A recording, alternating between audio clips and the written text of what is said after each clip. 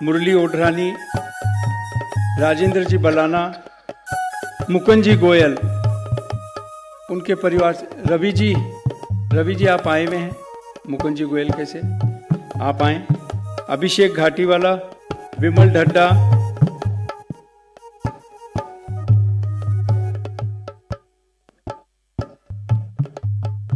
आइए विमल जी ढड्डा आप आ गए, आप मंच पे आए।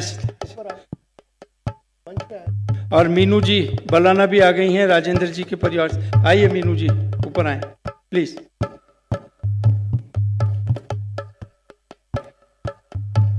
एक मिनट, आइए मीनू जी। विमल जी ढड्डा प्लीज।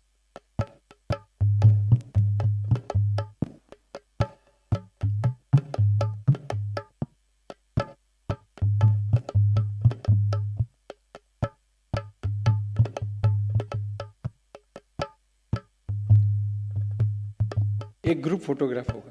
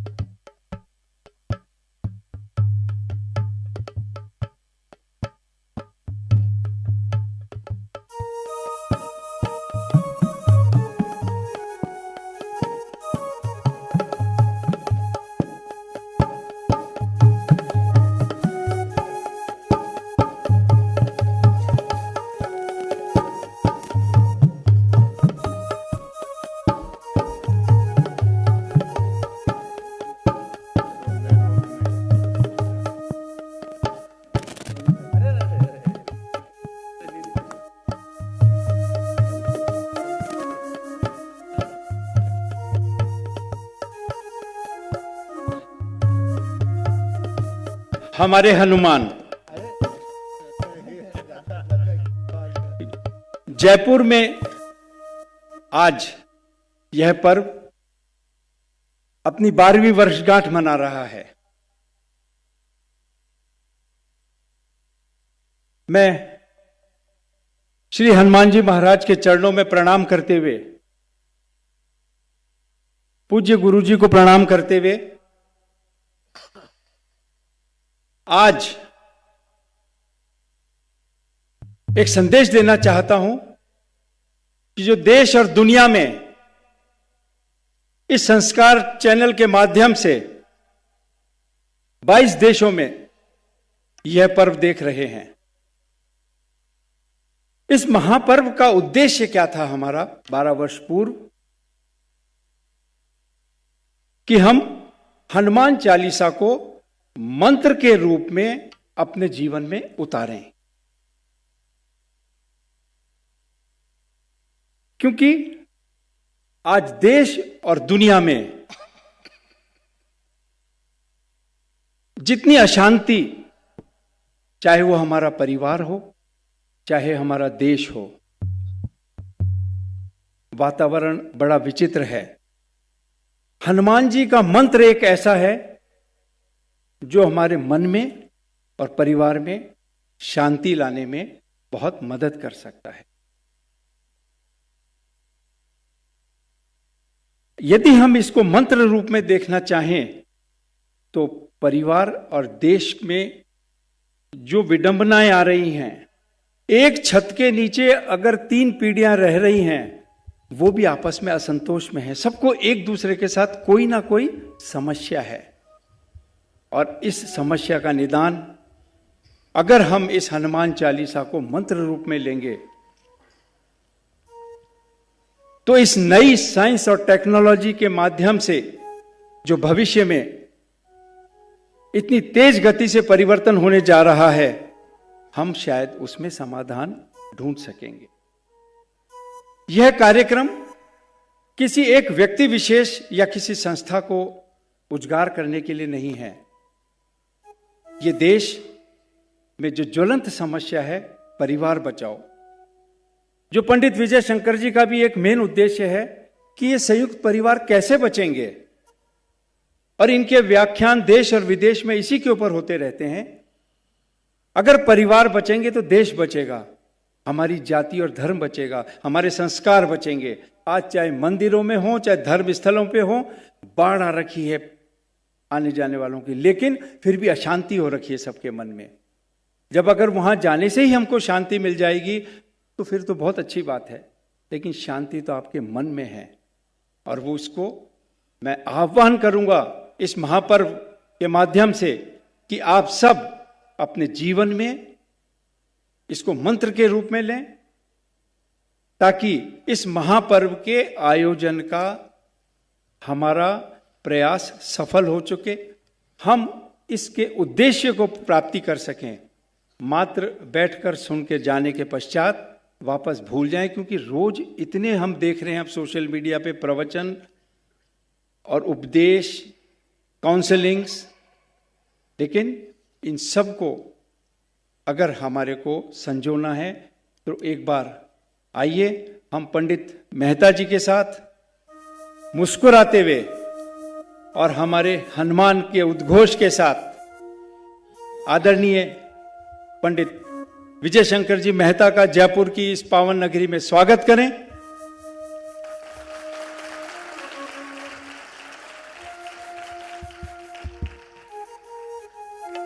और शांति को प्राप्त करने की मन से चेष्टा करें। इसी के साथ हमारे हनुमान।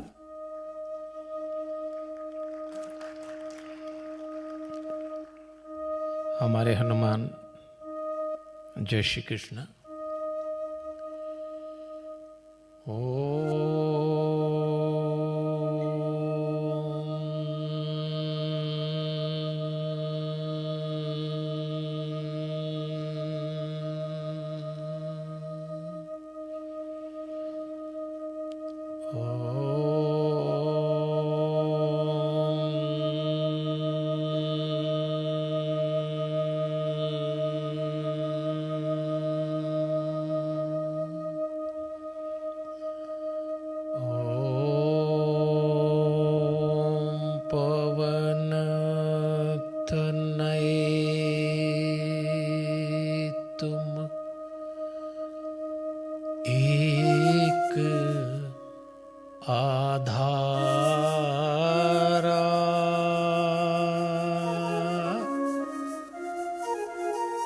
कथा कहूं मैं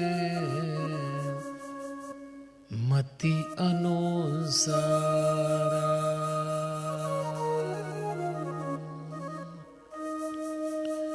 वक्रतुंड महाकाय सूर्यकोटि समप्रभ निर्विघ्नं कुरु मे देव शुभ कार्येषु शुभ सर्वदा। गुरुर्ब्रह्मा गुरुर्विष्णु गुरुर्देव महेश्वर, गुरुर्साक्षात् परब्रह्म तस्मै श्री गुरुवे नमः।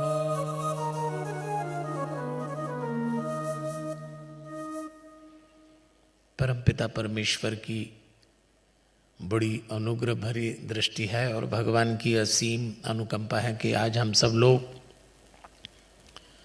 श्री हनुमान चालीसा के करोड़ों भक्तों के लिए जो महापाठ का आयोजन है उसमें एक शाम जीत के नाम अनुष्ठान में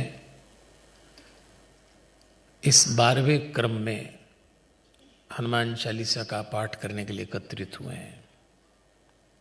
देश और दुनिया में इस समय संस्कार टीवी के माध्यम से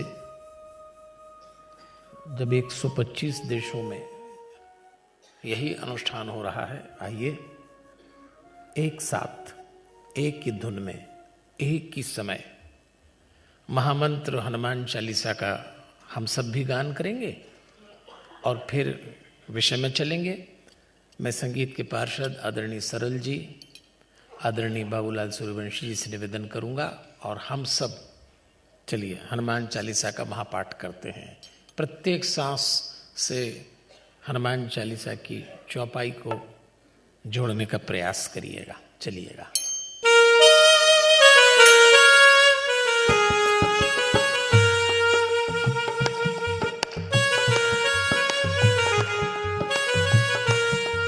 हम सब अपनी सांसों से एक एक चौपाई उतारे, हम सब अपनी सांसों से एक एक चौपाई उतारे।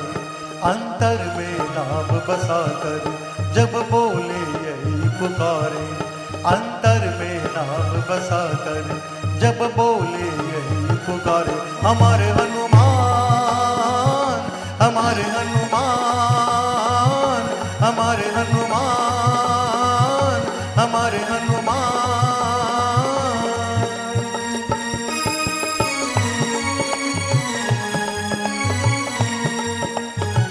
श्री गुरु चरण सरोज रज, निज मन मुकुर सुधारी।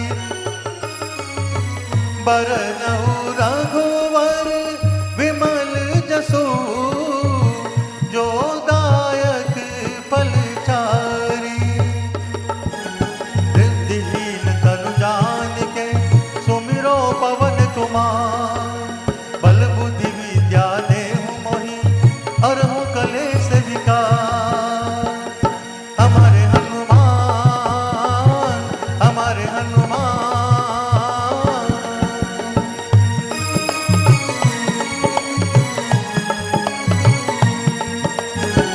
जय हनुमान ज्ञान गुण सागर, जय कपीस तिहु लोक उजागर।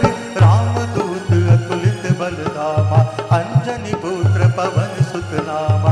महावीर विक्रम बजरंगी, कुमति निवार सुमति के संगी। कंचन बरन विराज सुबेसा, कानन कुंडल कुंचित केसा। हाथ वज्र और ध्वजा विराजे, कांधे मोज जनेऊ साजे। शंकर सुवन केसरी नंदन, तेज प्रताप महाजगवंदन। विद्यावान गुणी अति चातुर, राम काज करिबे को आतुर। प्रभु चरित्र सुनिबे को रसिया, राम लखन सीता मन बसिया। हमारे हनुमान, हमारे हनुमान।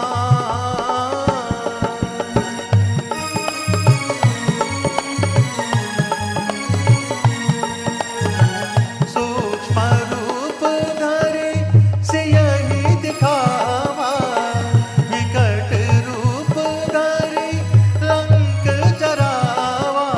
भीम रूप धरि असुर संहारे, रामचंद्र जी के काज सवारे।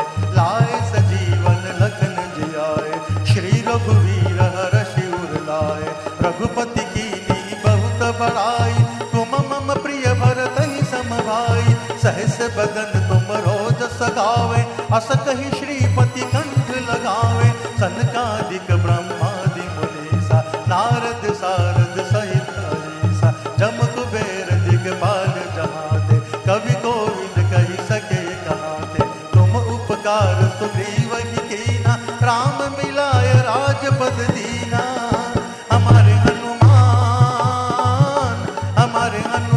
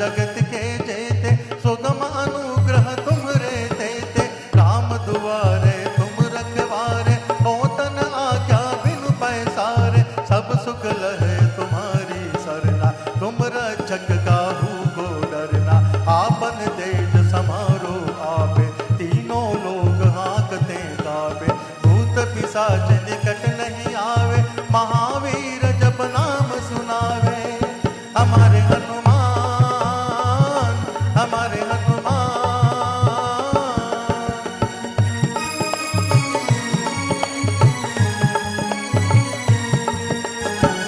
नासे रोग हरे सब पीरा, जपत निरंतर हनुमत बीरा।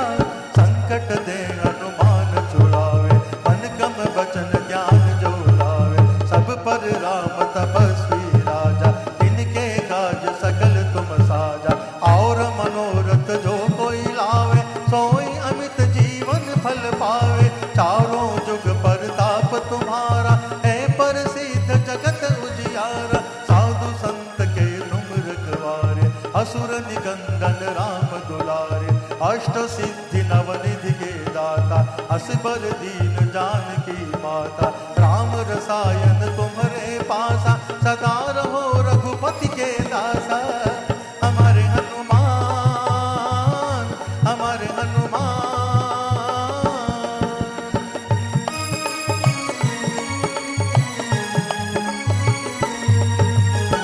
तुम्हारे भजन राम को पावे, जन्म जन्म के दुख बिसरावे।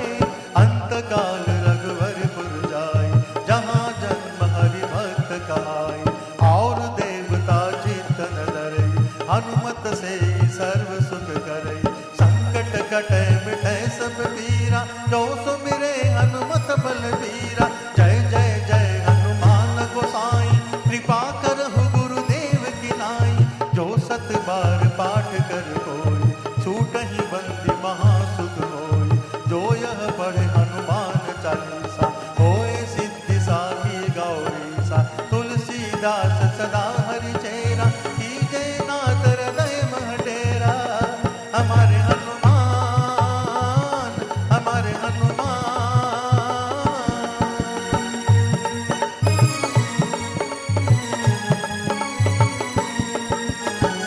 पवन तनय संकट हरना, मंगल मूर्ति रूप। राम लखन सीता सहित, हृदय बसहु सुरभूप।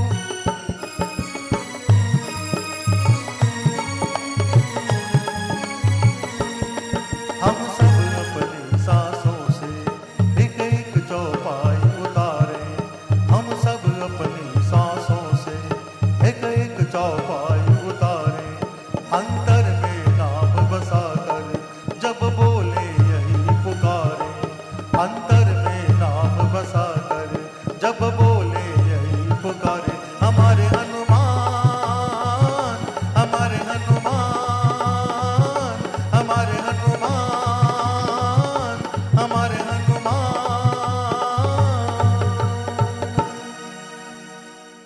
मंच पे स्थापित बाबा हनुमंत लाल जी की झांकी को सादर प्रणाम करते हुए, देवलोकवासी स्वामी नारायण देव तीर्थ जी, स्वामी सत्यमित्रानंद गिरी जी, माँ प्रेमा पांडुरंग जी का पुण्य स्मरण करते हुए, जोना पीठाधीश्वर आचार्य महामंडलेश्वर स्वामी अवधेशानंद गिरी जी को नमन करते हुए, श्री रविशंकर महाराज रावतपुरा सरकार को वंदन, परमधाम पधारे हुए पूज्य पिताजी वल्लभदास जी को नमन और आप सबके भीतर बैठे हुए दिव्यात्मा को सादर प्रणाम करते हुए, रास्ते का पत्थर और आता जाता सांप जब तक आप टकराएं न या छेड़छाड़ न करें, न तो ठोकर देता है और नहीं काटता है। हमारी जिंदगी में कुछ स्थितियां रास्ते के पत्थर और सांप जैसी हैं, सावधानी से उनका सामना करना। विकास की यात्रा चाहे निजी हो, सामाजिक हो या राष्ट्रीय हो, यदि आपने रेत के पुल बनाए हैं तो बारिश से हमेशा डर बना रहेगा। इस समय हमारे जीवन में कई तरह की खाइयां आ गई हैं, भेद आ गए हैं। एक बड़ा भेद है अमीरी गरीबी का। और याद रखिए, हमारे शास्त्रों में 7 तरह की गरीबी बताई है, लेकिन इन 7 में कैसे भी गरीब हो जाना, मन से गरीब मत हो जाइए। ये भी समझेंगे इस कार्यक्रम में। हमारी तमन्नाएं जब अंगड़ाई लेती हैं तो दुर्गुणों को मौका मिल जाता है भीतर प्रवेश करने का। हम सब के भीतर 2 संभावनाएं हैं, एक राम बनने की, दूसरी रावण होने की। आज का ये पूरा कार्यक्रम उन्हीं 2 संभावनाओं को टटोलने का कार्यक्रम है। आधार है श्री रामचरितमानस का 6वां सोपान लंका कांड। मुझे याद दिलाने की ज़रूरत नहीं है, पर आपको ध्यान होगा कि हम देश भर में 9 ऐसे हनुमान चालीसा के महापाठ करते हैं। उसमें से एक जयपुर में है। आदरणीय प्रदीप जी ने बताया ये 12वां वर्ष है और पूरे देश में विभिन्न कार्यक्रम करते करते ये 75वां महापाठ है। और देवियों और सज्जनों, हर बार का विषय अलग है। जयपुर में हम रामचरितमानस के लंका कांड के आधार पर हनुमान जी की लीला को समझते हैं। अगर आपको याद हो तो हम मनुष्यों के शरीर में 7 चक्र हैं और हमने रामचरितमानस के आधार पर लंका कांड में जो 7 दिन का युद्ध श्री राम और रावण के बीच हुआ उसको एक एक दिन से जोड़ा। और जोड़ते जोड़ते पिछली बार हमने हृदय में अनाहत चक्र पे 5वें दिन का युद्ध देखा था। आज हम लंका कांड में श्री राम और रावण के बीच 6वें दिन का युद्ध और उससे निकलता हुआ संदेश पकड़ेंगे। और हमारा चक्र होगा, इसको जो हम यहां से जब अपनी ऊर्जा को ऊपर उठाते हैं विशुद्ध चक्र से, तो हमारी ऊर्जा आ जाती है दोनों बाहों के बीच में आज्ञा चक्र पे। तो ये 6वां चक्र है, 6वें दिन का युद्ध है। और कौन सा दुर्गुण इस चक्र पे हमको परेशान करता है, इसी पे बात करेंगे। ये जो चक्र है देवियों और सज्जनों, जिसको हम आज्ञा चक्र कहते हैं, इस चक्र की विशेषता है सहनशीलता और इसका स्वभाव है अक्रोध। इस समय हम सबके जीवन में एक बहुत बड़ी समस्या चल रही है, गुस्सा बहुत आता है। मैं ऐसे बहुत लोगों को जानता हूं जो मेरे पास आके कहते हैं पंडित जी हमें कोई दोष नहीं है, कोई उटपटांग काम नहीं करते, कोई गलत काम नहीं करते, एक ही प्रॉब्लम है क्रोध बहुत आता। आजकल तो नाक पे रखा है। अब तो कभी कभी लगता है जो बच्चे पैदा हो रहे हैं पैदा होते ही चालू हो जाते हैं। अगर आपको याद हो तो पहले भारत के घरों में क्रोध करने का अधिकार किसी एक बड़े सदस्य को होता था। वह दादाजी हो, पिताजी हो, बड़े भाई हो, और कोई क्रोध नहीं कर सकता। आज तो छोटे मोटे इल्लू पिल्लू टिल्लू इनके गुस्से के आगे घर नाचता है। इतना गुस्सा क्यों आता है लोगों को? आज का विषय यही है, क्योंकि क्रोध से हमारे जीवन में जो जो भी नुकसान हुआ है इस पे बात करेंगे। इस क्रोध के कारण कोई किसी को सुनना नहीं चाहता। इस क्रोध के कारण इतनी हिंसाएं हैं। इस क्रोध के कारण मनुष्य अच्छी खासी सफलता को समाप्त कर देता है, परिवार टूट जाते हैं। तो चक्र है हमारा आज्ञा चक्र, दोनों बाहों के बीच में। माताएं बहनें जहां बिंदी लगाती हैं उसके ठीक नीचे। विज्ञान की भाषा में इसको मेडुला प्लेक्सस कहते हैं, योग विज्ञान की भाषा में इसको कॉस्मिक बॉडी कहते हैं। यहां के देवता सदगुरु हैं, एग्रेसिवनेस, फियरलेसनेस यहां का लक्षण है, ये मैंने परिचय करा दिया। और इसी के साथ अब हम दृश्य में चलेंगे, क्योंकि आज के कार्यक्रम का संकल्प ये होना चाहिए कि जब हम यहां से उठें तो हमारा क्रोध कैसे गिरे, ये विधि हमको आना चाहिए। बहुत गुस्सा आता है लोगों को, भरे बैठे हैं। अच्छा, जो दबा लेते हैं वो फिर दूसरी तरीके से निकलता है, तमाम बीमारियां आ जाती हैं। तो जैसा प्रदीप जी कह रहे थे, इस कार्यक्रम का उद्देश्य बिल्कुल प्रवचन करना, व्याख्यान करना, किसी व्यक्ति का, किसी संस्था का प्रचार प्रसार नहीं है। मैं तो हर बार याद दिलाता हूं, इस कार्यक्रम का उद्देश्य है श्री हनुमान चालीसा मंत्र के रूप में प्रत्येक हनुमान भक्त के भीतर उतरे। और हनुमान चालीसा पढ़ने वाला कभी उदास नहीं होना चाहिए, अशांत नहीं होना चाहिए। हनुमान चालीसा पढ़ने वाले को क्रोध नहीं आना चाहिए, उसकी आंतरिक प्रसन्नता बनी रहना चाहिए, क्योंकि मंत्र है। तो ये कार्यक्रम इसीलिए है कि इसके माध्यम से लोग हनुमान चालीसा को समझें। और मैं कोई ऐसी बात तो बोल नहीं रहा हूं। 2009 में जब पहली बार हमने हनुमान चालीसा का कार्यक्रम किया, और जब मैं लोगों से कहता था कि भाई मैं हनुमान चालीसा पे 1 घंटा प्रवचन करूंगा, आपको आश्चर्य होगा, यजमान ही नहीं मिलते थे। कई तो समझते थे इसका दिमाग खराब हुआ, 1 घंटा पता नहीं क्या बोलेगा ये। कोई सुनने को तैयार नहीं था कि 3.5 मिनट की हनुमान चालीसा पे 1 घंटा। हमने हिम्मत लगा लगा के बोला, अपनी जेब से डीजल डला के जाते थे बोलने, कोई देता कुछ भी नहीं था, लेकिन मुझे भरोसा था। और मैं कोई ऐसा आंकड़ा नहीं बता रहा हूं जो आपको न मालूम हो, आप तो मुझसे ज्यादा अपडेट होंगे। YouTube पे भारत में सबसे अधिक सुना जाने वाला कौन सा गाना निकला? हनुमान चालीसा।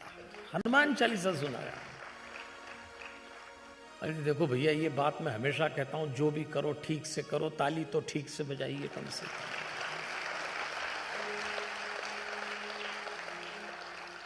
अब वही बात हुई, जब दोबारा इतनी अच्छी बजी तो पहली बार क्यों नहीं बजी? इसीलिए बैठे हैं आराम से। ये आराम से बैठना छोड़ दीजिए, समझिए आप ये कार्यक्रम क्यों हो रहा है, आपकी जिम्मेदारी क्या है, आप क्या करने जा रहे हैं, इस पर विचार करिएगा।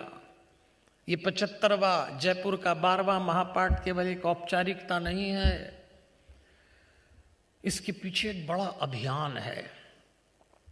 तो हम सब कहीं ना कहीं भीतर से क्रोध से भरे हैं, ये ध्यान रखना। आपके पास धैर्य होगा, समझ होगी, मजबूरी होगी, रिश्तों का दबाव होगा तो आप गुस्सा पी जाएंगे। पर जिस मां ने क्रोध पिया, जिस पिता ने अपना क्रोध नहीं गिराया, उसकी कीमत वो नहीं चुकाएगा, उसके बच्चे चुकाएंगे। मैं बात इसलिए कह रहा हूं आपसे, अपने क्रोध की कीमत बच्चों से क्यों वसूल रहे हैं? क्यों? कितना आसान होता है आज ये कहना कि आजकल के बच्चे कहना नहीं मानते, सुनते नहीं है, कुछ समझाओ तो मानते नहीं है, चीजें फेंकते हैं। कहां से आया ये सब उनमें? आपने सप्लाई कर दिया और अब रो रहे हो उस आइटम को देख के। हमारा दिया क्रोध है, आज उसको मिटाना है। क्योंकि अगर आपको लंबी यात्रा करना है, क्या देंगे वसीयत में? क्रोध। क्या देंगे अपने बच्चों को? अशांति, बेचैनी। ये तो ठीक नहीं है। ये कार्यक्रम इसलिए है, ये कार्यक्रम हमारे परिवारों के, हमारे वंश के, हमारे अंश के भविष्य के लिए है। इसलिए मैं तो कहता हूं लोगों से, पूजा के बाद पंचामृत लेते हैं ना अपन लोग, पंचामृत अपने पंडित जी बना के तैयार कर देते हैं, दूध, दही, घी, शहद, शक्कर, पंचामृत। लेकिन अपनी जिंदगी में एक पंचामृत बिल्कुल मत पीना। ये पंचामृत हम रोज पीते हैं, इसमें 5 बातें जुड़ी हुई हैं। पहली, निराशा, उदासी, भय, नाराजगी और चिड़चिड़ापन। ये एक नया पंचामृत है, आप रोज पीते हैं और आपको पता भी नहीं लगता, पता भी नहीं लगता। तो इस कार्यक्रम के पीछे का जो उद्देश्य है, लक्ष्य है, वो यही है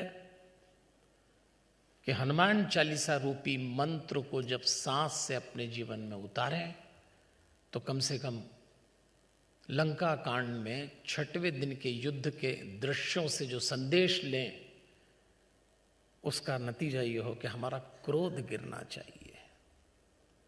अगर माता पिता क्रोध से भरे हैं तो आप बच्चों से शांति की, आज्ञाकारी होने की, परंपराओं को निभाने की अपेक्षा छोड़ दें।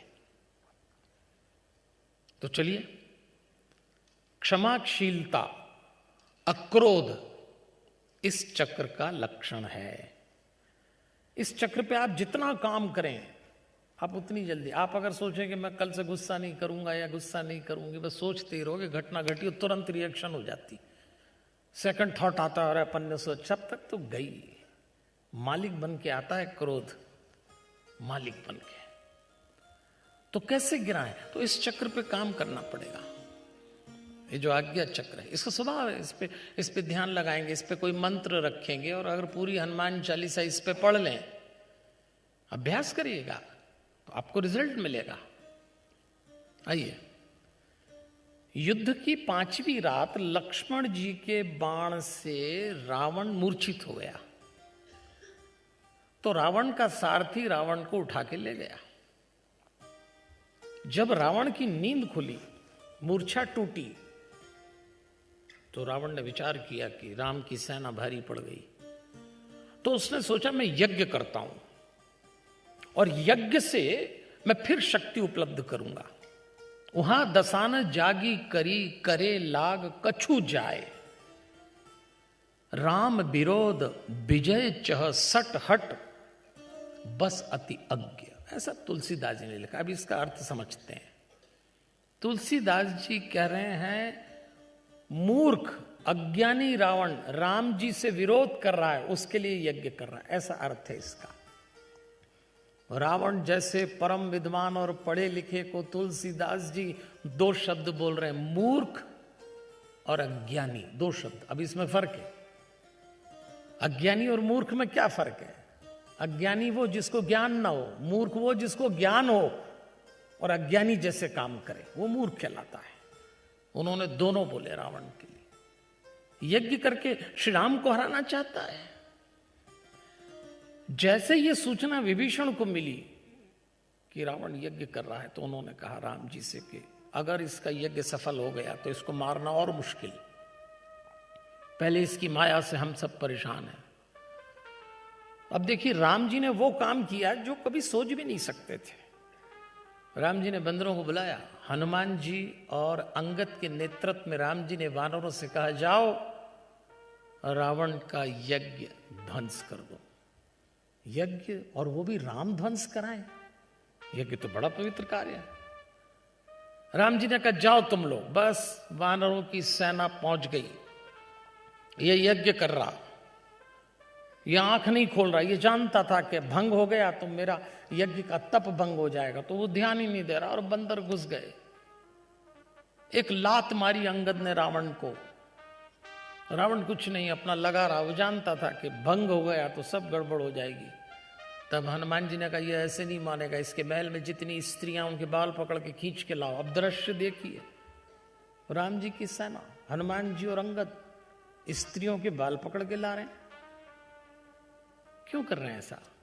ये तो विपरीत आचरण दिख रहा है। तब रावण ने देखा, जब स्त्रियों ने हाहाकार किया, तब हनुमान जी ने कहा, अनेक स्त्रियों को तू ऐसे ही अपहृत करके लाया। तूने स्त्री जब जब देखी है, तूने ध्यान ही नहीं दिया कि किसी की बेटी है, किसी की मां है, किसी की बहन है, किसी की पत्नी है। तूने स्त्री में देह देखा, और तेरी स्त्रियों को हम खींच के लाए हैं, तो तू खड़ा हो गया। एक बात कहते हैं हनुमान जी, दुष्कर्म के दुष्परिणाम लौट के आते ही हैं। किस वक्त आए ये कह नहीं सकते। गलत काम करेंगे, गलत परिणाम आएगा। देख ले रावण, आज रावण का यज्ञ ध्वंस कर दिया। किसी ने राम जी से पूछा कि भविष्य में यह प्रश्न उठेगा कि राम ने यज्ञ ध्वंस किया। तब राम ने कहा, मैं विवेक से जीता हूं, अंधविश्वास से नहीं जीता। सदकर्म के पीछे यदि अधर्म पल रहा हो तो ऐसा सत्कर्म ध्वस्त कर देना चाहिए। राम ने कहा मेरे लिए यज्ञ नहीं है, मेरे लिए इस यज्ञ के पीछे का अधर्म पलना वो कारण है। श्री राम यज्ञ मिटाते हैं। इसलिए आप और हम ध्यान रखें, हम जब सब जमाने को दिखाने के लिए सत्कार्य करते हैं तो उसके पीछे की नीयत चेक कर लेना। जमाने को तो नीयत नहीं दिखती, पर जमाना बनाने वाले को सब मालूम है कि इरादे क्या है। आजकल ज्यादातर धार्मिक कार्य, प्रदर्शन, पाखंड, प्रतिस्पर्धा, इन सब के लिए हो रहे हैं। तो जमाना वाई कर देगा आपकी कि बड़े धार्मिक हैं, इतना सब काम करते हैं, लेकिन उससे कैसे छुपाओगे? इसलिए भगवान ने साफ कहा कि ये सब नहीं चल सकता। अब देखो रावण को क्रोध आ गया। तुलसीदास जी ने लिखा रावण जीने की आशा छोड़कर युद्ध के मैदान में उतरा। गलत काम करेंगे तो रावण जैसा व्यक्ति भी भीतर से टूट गया। मुझे ये बात बहुत अच्छी लगती है तुलसीदास जी की। अपने जीवन में गलत काम मत करना, वरना आप कितने ही समर्थ हो भीतर से टूट जाओगे। और अगर मनुष्य भीतर से टूट गया तो फिर युद्ध में कोई भी आपको हरा देगा। गलत काम करना ही नहीं चाहिए। पर कई बार हम लोग एक गलत काम छुपा लेते हैं, फिर दूसरा छुपाते हैं, तो हमारी हिम्मत बढ़ती चली जाती है। और आज भी समाज में बहुत सारे लोग ऐसे हैं जिनकी छवि सामने से तो बड़ी सुंदर है, पर वो जानते हैं हम भीतर ही भीतर कितने गलत काम कर रहे हैं। रावण चला, देवताओं ने रावण को आते देखा तो देवताओं ने राम जी की स्तुति की, महाराज ये बहुत तैयारी से आया है। सामने रावण पूरी तैयारी से आ रहा है, इधर राम खड़े हैं, और राम जी ने रावण को आते देखा तो तुलसीदास जी ने लिखा देव बचन प्रभु पुनि मुस्काना। राम मुस्कुराए। मैं नहीं बोल रहा हूं, राम जी इसमें लिखा है। अब देखो सामने शत्रु खड़ा, युद्ध का मैदान, देवता स्तुति कर रहे हैं, और सुनी प्रभु मुस्काना, उठी रघुवीर सुधारे बाना। एक बात राम जी ने सिखाई, जीवन में कितनी बड़ी चुनौती आए क्यों मुस्कुराए होंगे राम। राम एक ही बात कहते हैं, सुबह हो कि शाम हो, अपनों से मिले कि गैरों से मिले, घर में हो के बाहर, जरा मुस्कुराइए, जरा मुस्कुराइए। आप ही से कह रहा हूं, आप सब ऐसे बैठे हो जैसे रावण के खानदान से आए हो। इतने सीरियस, सचमुच आप लोग इतने टेंशन में दिख रहे हो कि जैसे कोई आपका ही बाप दादा मर रहा हो। अरे अपन रावण मारने बैठे हैं और राम मुस्कुरा रहे हैं, अपन राम के लोग हैं, तो भगवान के भक्त की क्या पहचान? हाथ से ताली, होठ से मुस्कान। देखिए राम जी मुस्कुराए। अब राम जी ने मुस्कुराते हुए, मैं मन से नहीं बोल रहा, तुलसीदास जी ने लिखा है इसलिए, और जैसे ही धनुष बाण चलाया तो रावण ने देखा कि मैं अकेला हूं, मेरे अपने सारे लोग मर गए और यहां वानरों की संख्या बहुत अधिक है, तो मैं माया रचता हूं। और उसने जब माया रचना शुरू करी, कभी बहुत रावण दिखते, कभी बहुत बंदर दिखते। इधर देवताओं को लगा कि राम पैदल खड़े हैं, ये रथ पे है, तो इंद्र ने निवेदन किया, महाराज अपना रथ भेज रहा हूं। इंद्र का सारथी मातली रथ लेकर आया, तेज पुंज रथ दिव्य अनूपा, उस पे राम जी चढ़ गए। अच्छा चढ़े कैसे? हर्षी चढ़े कौशलपुर भूपा। हर्षी, फिर शब्द आया हर्षी, फिर प्रसन्नता के साथ चढ़े, कोई टेंशन नहीं राम जी को। अब बताइए आप, इतना बड़ा युद्ध हो रहा है पर राम जी तनाव मुक्त दिखेंगे।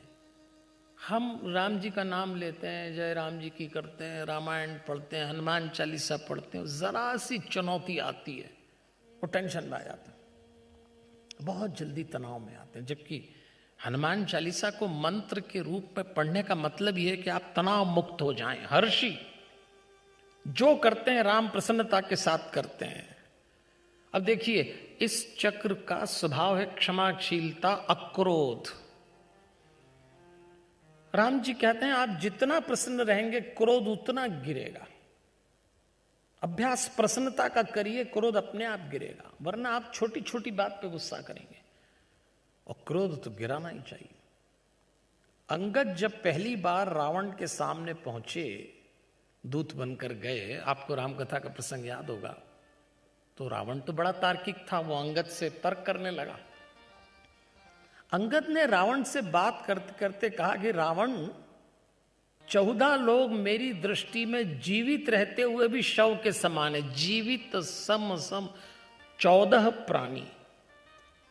अंगद ने 14 प्राणियों का नाम लिया। अभी हम विस्तार में नहीं जाते, जब राम कथा करते हैं तो विस्तार में बात करते हैं, पर 14 प्राणियों को अंगद ने कहा कि मेरी दृष्टि में जीते हुए भी मुर्दे जैसे। उसमें 9वें क्रम में अंगद ने कहा था संतत क्रोधी।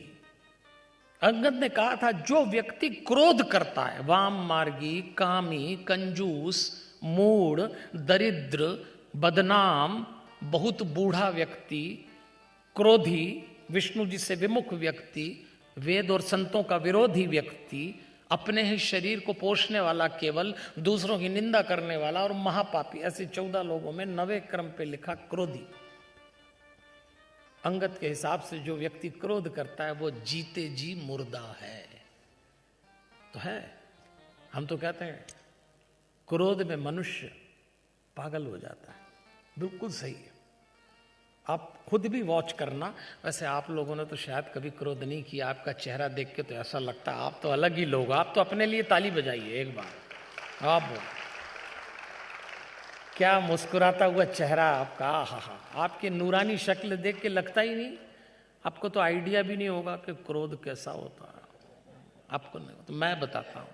पागल हो जाता है आदमी, पागल हो जाता है, चप्पल जूते उछालता है, कुछ कुछ बोलता है, अब शब्दों की तो झालर निकलने लगती है। एक पागल इंसान जो पूरा पागल है वो बाहर से पागल है। जब आप क्रोध कर रहे हैं तो आप भीतर से पागल हैं। और पागल आदमी तो गया काम से। अंगद ने तो कहा कि मेरे हिसाब से तो मरा हुआ है। इसलिए भक्त को कभी क्रोध नहीं करना चाहिए, क्योंकि क्रोध के मूल में अहंकार होता है, और अहंकार यदि है तो भक्ति नहीं हो सकती। इसलिए आज्ञा चक्र के स्वभाव से आज 6वें दिन के युद्ध में हमको सूचना मिल रही है बार बार। भगवान श्री राम जानते थे कि मेरे बंदर भी क्रोध में भरे हैं, सब क्रोध में थे। आपको अगर याद हो कि राम जी और रावण का युद्ध आरंभ नहीं हुआ था, उसी समय रावण को देख के सुग्रीव मर्यादा छोड़ के भिड़ गए थे। तो राम जी ने सुग्रीव को डांटा था कि क्या किया आपने, अभी तो युद्ध आरंभ नहीं हुआ। तो उन्होंने कहा मुझे बहुत गुस्सा आया इस रावण को देख के। तब राम जी ने कहा था ऐसी गलती दोबारा मत करना, देखो आप क्रोध में क्या होता है। तो राम जी जानते थे मेरे बंदरों को बहुत क्रोध है, तो थोड़ा रिलीज करो। तो क्रोध रिलीज करने के कुछ पॉइंट होते हैं। तो राम जी ने सारे बंदरों से कहा जाओ यज्ञ ध्वंस कर दो। तो एनर्जी निकल गई, सब ने तोड़ फाड़ कर दी, तो सब थोड़े रिलैक्स हो गए। राम जी ने हमसे भी बताया हमारी ऊर्जा जब विकृत होती है तो क्रोध में बदलती है, हमारी ऊर्जा जब पॉजिटिव हो जाती है तो भक्ति में बदल जाती है। ऊर्जा तो है, वो कहीं ना कहीं बच्चा क्यों चीजें फेंकता है, क्योंकि उसकी ऊर्जा को ब्लास्ट होना ही है। अब आपके ऊपर है कि आप उस ऊर्जा को कहां मोड़ते हैं, कहां। मुझसे कई लोग पूछते हैं, कभी कभी मैं जब मोटिवेशनल स्पीच देता हूं पढ़े लिखे लोगों के बीच में, पढ़े लिखे तो आप भी हैं, लेकिन ज्यादा पढ़े लिखे के बीच में जब मैं स्पीच देता हूं तो वो लोग मुझसे पूछते, हमेशा एक बात पूछते हैं कि वर्क लाइफ बैलेंस कैसे करें, काम में और परिवार के बीच में संतुलन कैसे बनाएं। आजकल के बच्चे हमसे बहुत सवाल पूछते हैं। अब ठीक बात भी है, इसके तो बड़े प्रयोग हो रहे हैं। अगर आपको जानकारी हो तो जापान में इसका प्रयोग किया गया है। और जापान में एक प्रयोग किया, केवल आपकी जानकारी के लिए बता रहा हूं कि वो प्रयोग सिर्फ ये किया उन्होंने कि मंडे के दिन जब सुबह लोग काम पे निकलते हैं, विदेश में तो 5 डेज वीक होता है, तो सैटरडे संडे मौज मस्ती के बाद जब मंडे निकलते हैं तो आधे पागल जैसे हो जाते हैं, चिड़चिड़ाने लगते हैं, गुस्से में आ जाते हैं। तो उन्होंने उसका नाम दिया शाइनिंग मंडे। और एक प्रयोग किया जापान में कि मंडे को सुबह 8 बजे से काम शुरू न करके 12 बजे से करो, तो आदमी को थोड़ा रिलैक्स कर दो, उसकी एनर्जी निकल जाने दो, क्योंकि वो टाइम टाइट है। और ऐसे ही उन्होंने महीने में एक बार प्रीमियम फ्राइडे मनाया कि फ्राइडे में आप छुट्टी पे जाएं तो किस तैयारी के साथ जाएं। इसमें सिर्फ और कुछ नहीं होता है, आपकी बॉडी क्लॉक एडजस्ट हो जाती। अब ये काम आप भी और हम भी कर सकते हैं। हमारे ऋषि मुनियों ने तो पहले ही बताया, विदेश में टेक्नोलॉजी बढ़ी तो उन लोगों ने ये जो प्रयोग किए ये सारे ऋषि मुनि ने बता रखे हैं। आज भी योग विज्ञान ये कहता है कि जब आप सुबह उठें, अच्छी बात तो ये कि सूर्योदय के साथ ब्रह्म मुहूर्त में उठें। लेकिन चलो कोई बात नहीं, मैंने संशोधन कर दिया, जब भी उठें, क्योंकि हमसे जो लोग जुड़े हैं वो कोई सूर्योदय का चक्कर नहीं पालते। और हमारे से जो पीढ़ी जुड़ी है उनसे कहो कि सूरज उगाया तो वो कहते हैं ये हेडेक सूरज का है कि वो उगाया, हम क्यों हिलें। वो पड़े ही रहते हैं, पड़े रहते, नहीं उठते तो कोई बात नहीं।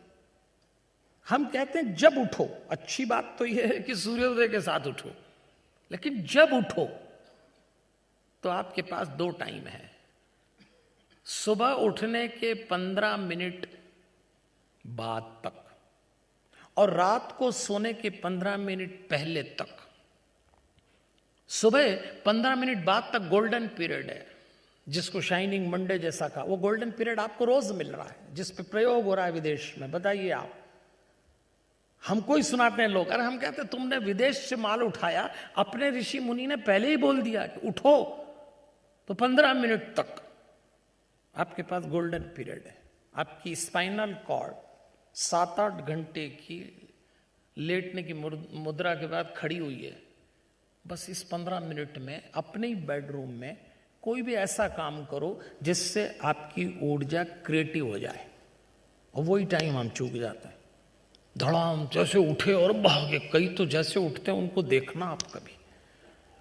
आप तो अपना वीडियो करवाना एक दिन, आप उठ के पलंग से बाथरूम तक जाते हैं सब, पहला काम यही करते हैं उठ के। उस समय वीडियो कराना तो भूत भूतनी देखने की जरूरत भी नहीं पड़ेगी। आप देख लेना, आप जिस समय सर्वाधिक होश में रहने का टाइम है वही चूक गए आप। और फिर आप कहते हैं एंग्जाइटी आ गई, फिर आप कहते हैं प्रेशर आ गया, दिन भर आप परेशान हैं, आप वो मौका ही चूक गए। तो राम जानते थे इन बंदरों के भीतर की ऊर्जा को यदि मैंने नहीं मोड़ा तो ब्लास्ट होगी, तो उन्होंने रवाना कर दी। इसलिए देवियों और सज्जनों कहता हूं, आप मनुष्य हैं तो कम से कम अपने प्रति ईमानदार बने रहें। एक होती वफादारी, एक होती ईमानदारी, इसमें फर्क है। हम वफादारी तो निभाते हैं, ईमानदारी नहीं निभाते। वफादारी बाहर का मामला है, ईमानदारी भीतर का मामला है। वफादारी शरीर से जुड़ी है, ईमानदारी अंदर आत्मा से जुड़ी है।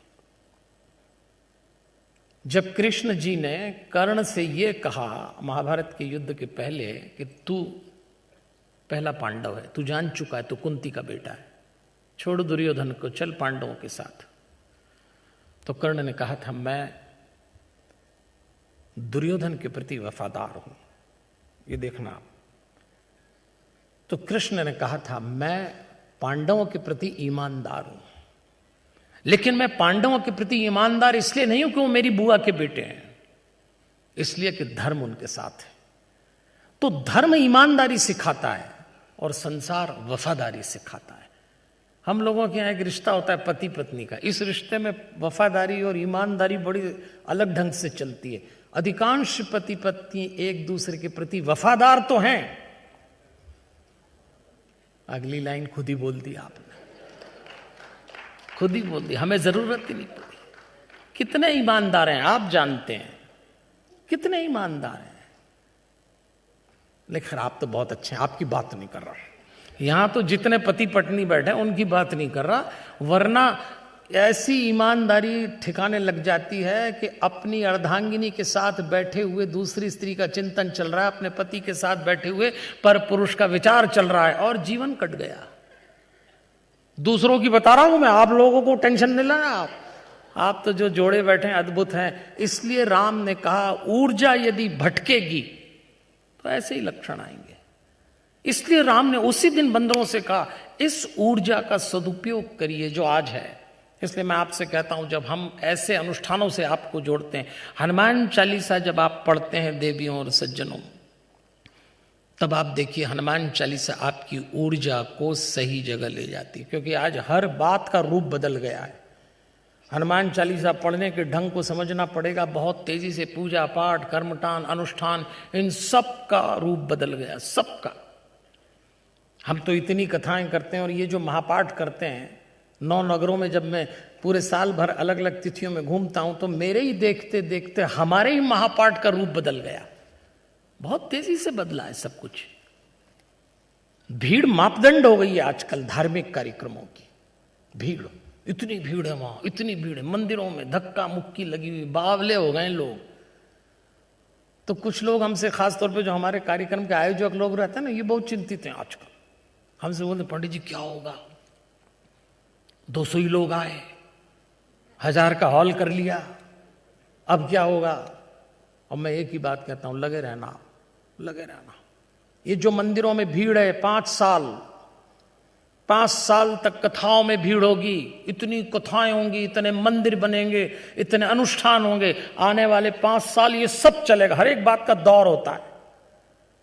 उसके बाद अशांत के अशांत पाए जाएंगे लोग, तब लोग टर्न होंगे। कहां? ऐसे आयोजनों में जहां शांति बटेगी। तब लोग ढूंढेंगे कि हम बहुत मंदिर गए, शांति नहीं मिली। हां, तो नहीं मिलेगी, धक्का मिलेगा, आपको भीड़ मिलेगी, आपको टूरिज्म मिलेगा, लेकिन आपको ईश्वर नहीं मिलेगा। ईश्वर मिल ही नहीं सकता, किसी पत्थर में नहीं मिल सकता ईश्वर। वो दरवाजा, वो झरोका हो सकता है। ईश्वर जब भी जिसको मिलेगा, भीतर ही मिलेगा, आप मान के चलना। इसलिए अपने हृदय को भक्त का हृदय बनाए रखिए, अपने आप लोग आपके पास मुड़ेंगे, धैर्य रखना, वरना ये सारे कार्यक्रम कुछ दिनों में बंद होने वाले हैं। सारे, हमको तो डर लगता है हमारा भी शटर गिरेगा। कौन कराएगा बताइए?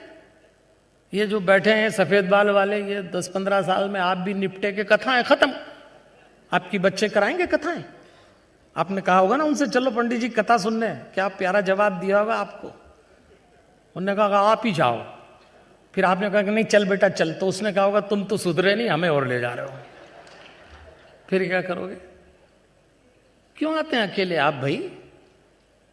हाँ, तो वो पीढ़ी जब टेक ओवर करेगी तो वो क्यों कथा कराएगी? उसको जो चाहिए वो मिलना चाहिए, उसको शांति चाहिए, वो पाप पुण्य के चक्कर में नहीं है। अभी ये जो भीड़ आपको मंदिरों में दिख रही है, सब पाप पुण्य के भिखारी हैं।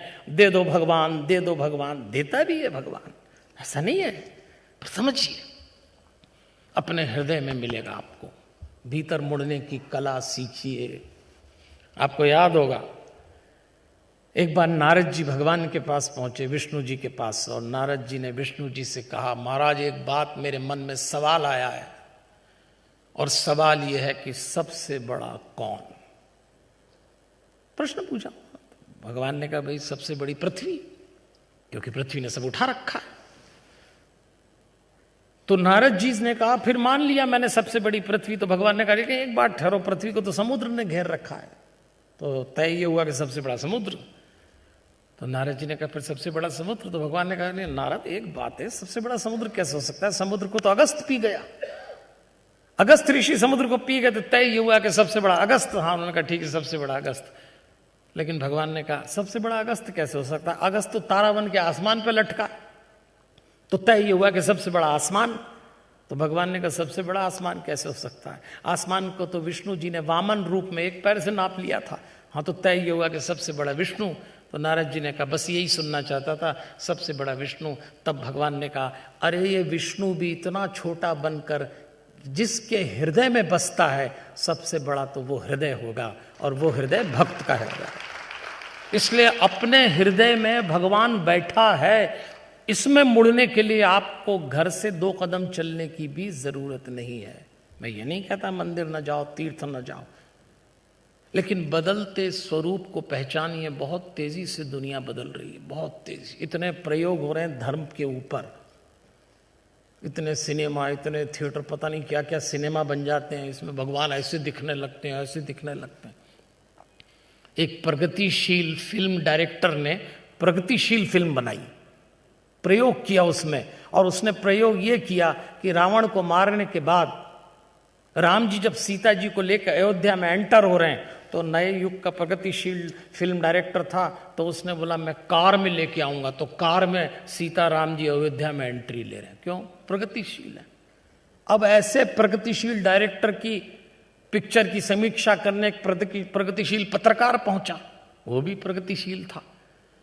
उसने दृश्य देखा तो उसने टिप्पणी लिखी जो सुनना, उसने लिखा बाकी सब तो बहुत अच्छा है, कार भी अच्छी थी, राम सीता कार में भी अच्छे लग रहे थे, लेकिन एक बात गलत थी, कार का नंबर महाराष्ट्र का था,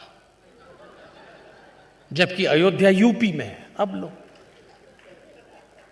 क्या तो बनाने वाले और क्या उसकी समीक्षा करने वाले।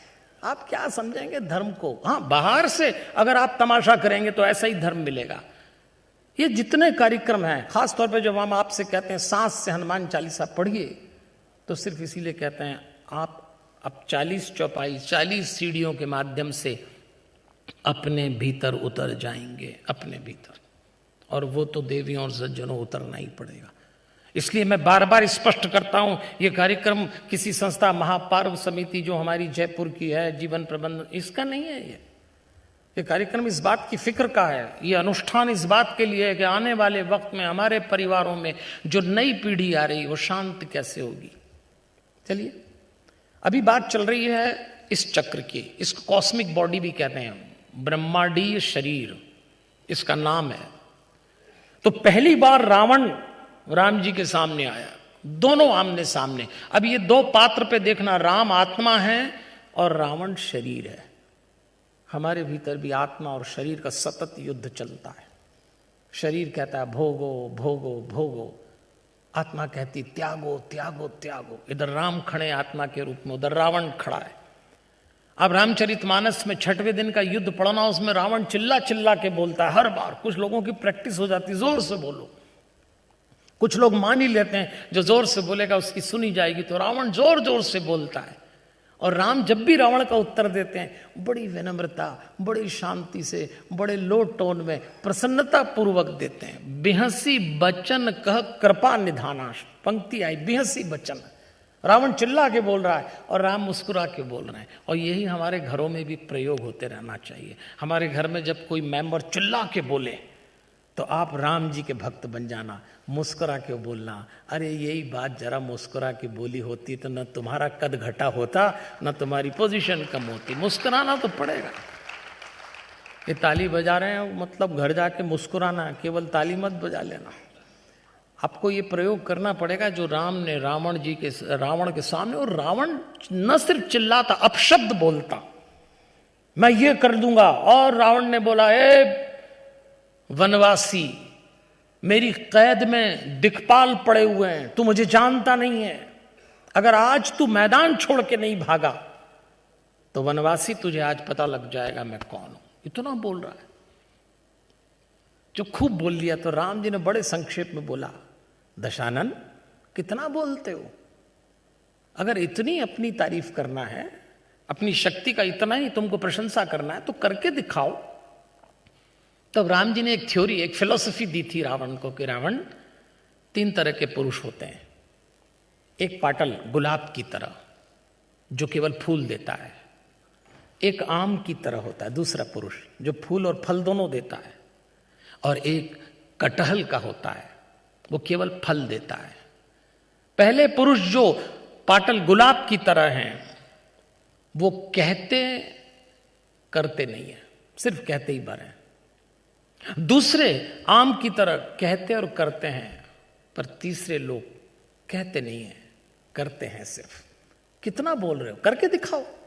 हम भी सोचिए, राम हमसे कह रहे हैं बहुत हल्ला मत करो, मैंने किया मैं कर दूंगा। करते चलो भाई, करते चलिए। अच्छे काम करने का भी प्रदर्शन क्यों किया जाए? भगवान सब जानता है कौन कर रहा है। रावण के रथ को राम जी चूर चूर करते हैं। अच्छा, उसके सिर जितने कटते हैं फिर उगते हैं। जैसे विषयों का सेवन करने से भोगने की इच्छा और बढ़ती चली जाती है। एक विषय को भोगो, थोड़ी देर बाद फिर इच्छा हो जाती है, थोड़ी देर बाद फिर इच्छा हो जाती है। ऐसे रावण के सिर कटते हैं, फिर बढ़ते हैं, सिर कटते हैं। संधानी धनु रघुवंश मणि, हंसी सरन सिर बेद सले। लेकिन रावण के सिर समाप्त नहीं होते। एक काटो फिर खड़ा, फिर काटो फिर खड़ा। अब यहां जरा एक बात ध्यान देना, राम बोल रहे हैं, रावण चिल्ला रहा है। इसीलिए आजकल शोर का बड़ा महत्व हो गया। शोर, आप किसी कार्यक्रम में चले जाइए, इतना शोर है, इतना शोर है। शोर से हमारे रक्त संचार में तामसिक ऊर्जा पैदा हो जाती है। ये शोर का स्वभाव है। इसलिए आजकल ये डीजे और इतने वोल्टेज के साउंड आप देखते हैं ना, ये क्यों लगाए जाते हैं? ये आपकी तामसिक ऊर्जा को धक्का देने के लिए। क्यों? आज किसी भी युवा पीढ़ी के कार्यक्रम में चले जाओ, इतने हाई पावर पे और बच्ची कुची लाइट, ध्वनि और प्रकाश से आपके जीवन की काम ऊर्जा और उत्तेजित हो जाती है। ये उत्तेजना के काम है। तो रावण ऐसी उत्तेजना पैदा करता था। रावण अपने आप में डीजे था, बिल्कुल भरा हुआ, इतना शोर करता, बानर घबरा जाते और राम उससे बोलते भाई करके दिखा, करके दिखा। राम बोल रहे हैं, रावण चिल्ला रहा है।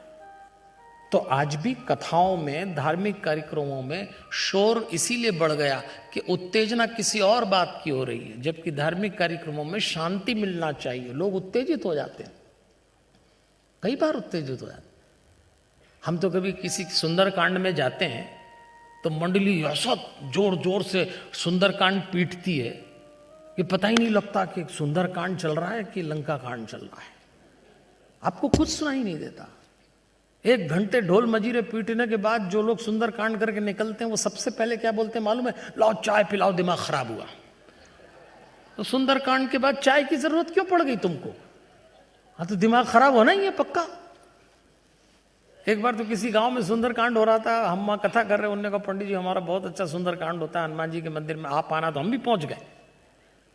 अब वो सुंदरकांड गा रहे हैं और ढोल मजीरे, हम आंख बंद करके सुन रहे हैं। मुझे वैसी साउंड से प्रॉब्लम है तो मैं आंख बंद करके सुन रहा हूँ और अचानक 33वीं चौपाई जब आई होगी, 60 दोहे हैं, तो 33वें दोहे पे वो सब बंद हो गया। तो मुझे लगा लाइट चली गई।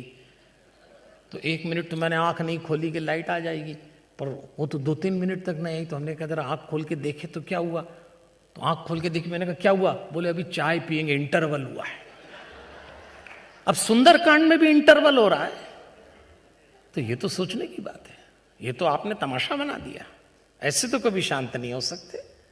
आपको समझना पड़ेगा कि धर्म मनुष्य को शांत करने की विधि है। धार्मिक लोग अशांत क्यों, आवेश में क्यों, क्रोध में क्यों आ जाते हैं? अब उदाहरण दिख रहे हैं। हम राम के पक्ष के लोग हैं। इतना तांडव करने के बाद, इतना शोर मचाने के बाद अशांत रावण है। राम जी बिल्कुल अशांत नहीं हुए, देख रहे हैं। इसलिए देवियों और सज्जनों, राम बोल रहे हैं, रावण चिल्ला रहा है। इसको समझना आप। भगवान तो हमेशा एक बात कहते हैं कि जब भी बोलो मुझे हृदय में रख के बोलना। ये बड़ी गंभीर बात है। अगर आप चाहते हैं आपकी वाणी शांत हो, विनम्र हो, प्लीजेंट हो, सुनने वाले को अच्छी लगे, मीठी हो, तो हृदय में भगवान को रखना। आप कभी शोर में नहीं आएंगे। और जैसे हृदय से भगवान गया, आप चिल्लाए, आप आवेश में आए, आप क्रोध में आए। जिसके हृदय में भगवान बैठा वो क्रोध कर ही नहीं सकता। भगवान की जिम्मेदारी है क्रोध को कंट्रोल करना। खाटू श्याम जी के पिताजी घटोत्कच, घटोत्कच का विवाह होने का प्रस्ताव जो पांडवों ने रखा। घटोत्कच कौन थे? भीम के बेटे। तो भगवान कृष्ण से पांडवों ने पूछा कि ये हमारा भीम का बेटा घटोत्कच, इसका विवाह करना है, तो कोई कन्या बताओ। तो भगवान ने कहा मौरवी एक कन्या है। लेकिन मौरवी कन्या ने एक शर्त रखी कि कोई मुझे ऐसी कहानी सुनाए कि उस कहानी के प्रश्न को सुन के मैं निरुत्तर हो जाऊं, मैं उससे विवाह करूंगी। तो घटोत्कच ने कहा ठीक है। श्री राम ने कहा कि तुम ऐसी कहानी सुना दोगे? घटोत्कच ने कहा सुना दूंगा। तो हरिओम। श्री कृष्ण ने कहा कि घटोत्कच तुम ऐसी कहानी सुना दोगे? तो घटोत्कच ने कहा सुना दूंगा। और जब घटोत्कच जाने लगा तो एक बड़ी प्यारी पंक्ति कृष्ण जी ने घटोत्कच से कहा, सुनो घटोत्कच, कथा कथन वेलायाम, कथा कथन वेलायाम पुत्र माम अवश्यमेव स्मर। श्लोक का अर्थ होता है कि जब तुम कथा बोलो तो मेरा स्मरण हृदय में जरूर करना। ऐसा क्यों बोला? जब आप हृदय में भगवान को रख के कुछ बोलते हैं, इतिहास साक्षी है कि मौरवी उस कथा को सुन के समर्पित हो गई थी। अभी हमारा यह विषय नहीं है, पर यह प्रसंग मैंने आपको इसलिए बताया कि यदि कृष्ण जी ने घटोत्कच से कहा है कि मुझे याद करके बोलना, मैं तो स्वयं के ऊपर यह प्रयोग कई बार कर चुका हूं। जिस विषय की मुझे जानकारी नहीं होती या मैं देखता हूं सामने अपने से ज्यादा समझदार बैठे हैं, तो मुझे लगता है कि आज फंसेंगे, कैसे बोल पाएंगे। तब फिर भगवान से प्रार्थना करते, महाराज अंदर बैठ जाना, और अंदर बैठे तो चले मत जाना। और मैंने कई बार देखा है कि जब भगवान को भीतर बैठा लो तो फिर जिम्मेदारी उसकी होती। फिर आपके शब्द, आपकी वाणी नियंत्रित है। आप कभी क्रोध में बोलेंगे ही नहीं, उतरेंगे ही नहीं। ये एक बड़ा सरल तरीका है। अगर आप आज्ञा चक्र जागृत नहीं कर सकते तो कम से कम भगवान को तो भीतर बैठा सकते हैं, उससे तो आग्रह कर सकते हैं। इसलिए देवियों और सज्जनों, बड़े अच्छे से भगवान ने रावण के प्रश्नों का उत्तर देते हुए राम युद्ध के लिए तैयार थे। अब ये देखो, ये कटे सिर रावण के फिर जुड़ जाना, भगवान का हंसना, भगवान का कहना 3 तरह के पुरुष होते हैं, ये सब क्या है? ये सब है शांत हो जाओ। तो मैं आपसे निवेदन करूंगा कि ये जो हमारा आज्ञा चक्र है, सुबह सुबह जब उठा करें, चाहे पलंग से पैर लटका लें या अपने कमरे में एक कुर्सी ऐसी रखें कि पलंग छोड़ने के बाद उस कुर्सी पे बैठ जाएं और उस कुर्सी पे बैठ के आंख बंद करके आज्ञा चक्र को देखिएगा। ये कॉस्मिक बॉडी है देवियों और सज्जनों, कॉस्मिक बॉडी। आप इस कॉस्मिक बॉडी पे धीरे धीरे बहुत शांति से महसूस करेंगे।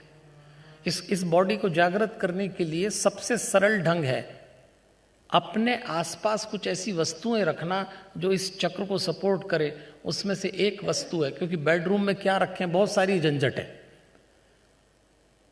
बेडरूम में तो झंझट ही झंझट है। एक बार हमने एक पति पत्नी से बोला कि भाई सुबह उठ के कुर्सी में बैठो और सुबह सुबह ध्यान करो। महीने भर बाद वो हमें मिले, हमने कहा ध्यान करें। बोले ध्यान तो बाद में करें, पहले तो कुर्सी का ही लफड़ा हो गया। क्यों? बोले एक ही रखी थी, अब ये बोली पहले मैं बैठूं कि तुम बैठो। हाँ, तो बेडरूम में तो इसी बात का तो झगड़ा है, मैं तेरा मैं तेरा। मेरी तरफ से 2 रख लेना भैया। लेकिन आप बैठिए और देखिए, और इस कॉस्मिक बॉडी को सबसे ज्यादा बूस्टिंग मिलती है गौ सेवा से। आप गौ सेवा जरूर करिए, ये बॉडी जागृत हो जाएगी। और गाय के कंडे अपने बेडरूम में पक्का रख लीजिए। आपके बेडरूम में जितने गाय के, अब तो कोई चित्र रखने में डर लगता है कि भाई बेडरूम में ये फोटो रखें कि नहीं रखें। मैंने जितने बेडरूम देखे हैं, आपने किसी ने नहीं देखे होंगे। हमको तो बहुत बेडरूम देखना मिलते हैं। हम घरों में जाते हैं, लोग कहते हैं ये पंडित जी हमारा बेडरूम देखो।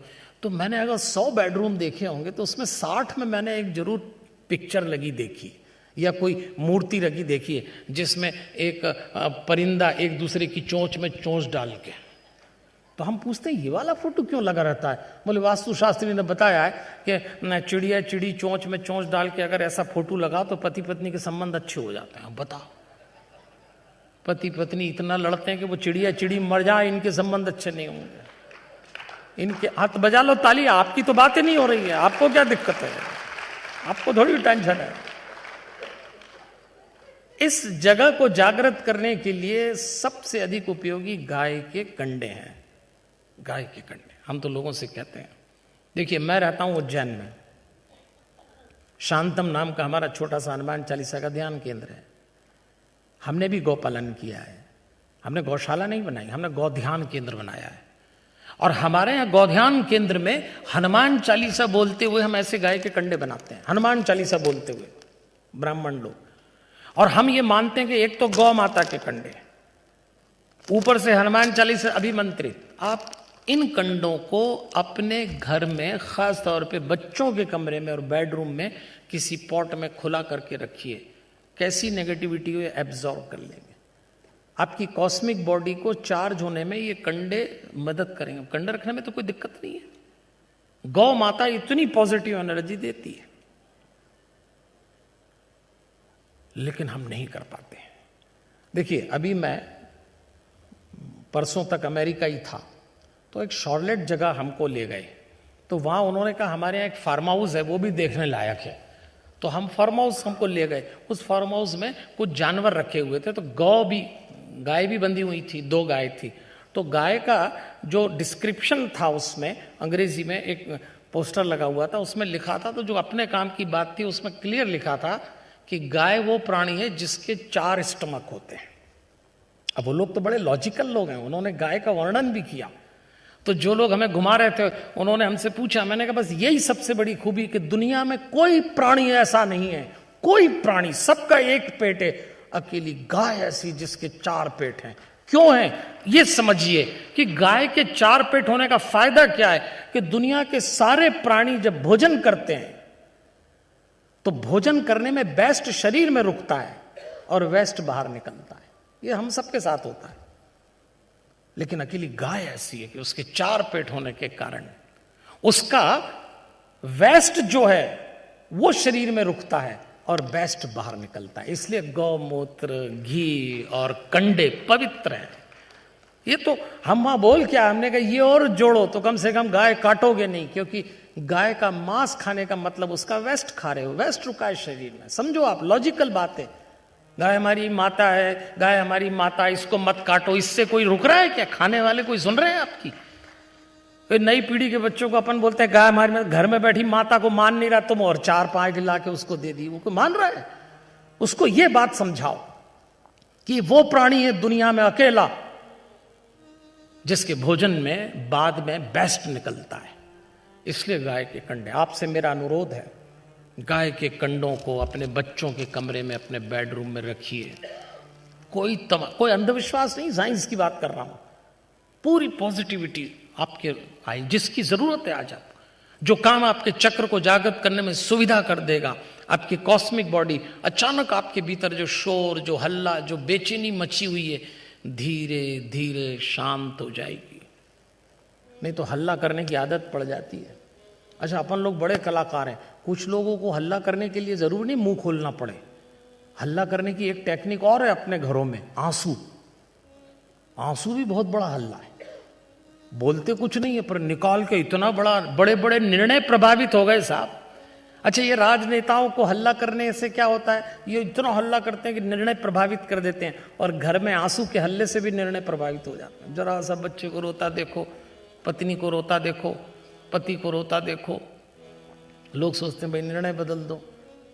हल्ला करने की आदत कैसी भी हो अच्छी नहीं है, भक्त को शोर नहीं करना चाहिए। इसीलिए जीवन में योग का महत्व है।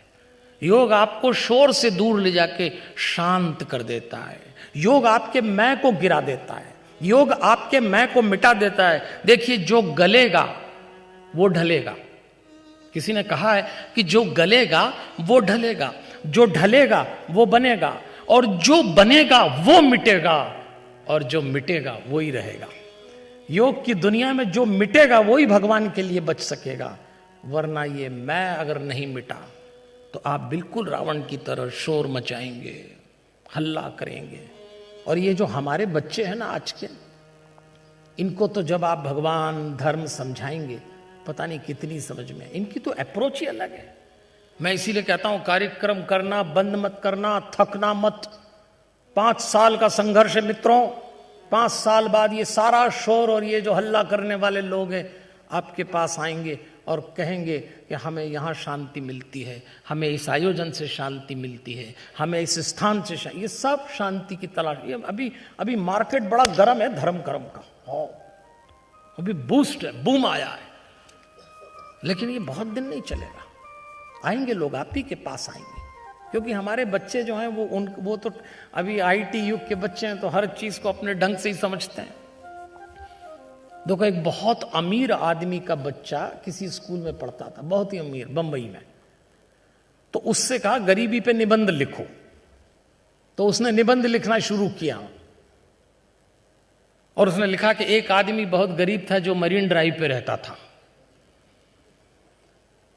उसका एक गरीब का एक बंगला था, उसके पिता भी गरीब थे, उसकी पत्नी भी गरीब थी, उसके बच्चे भी गरीब थे, उसको पढ़ाने वाले जो टीचर आते थे वो भी गरीब थे, और वो परिवार इतना गरीब था, इतना गरीब था कि उनका माली भी गरीब था, उनके यहां जो चौकीदार था वो भी गरीब था, और इतना गरीब था, इतना गरीब कि उनका ड्राइवर भी गरीब था।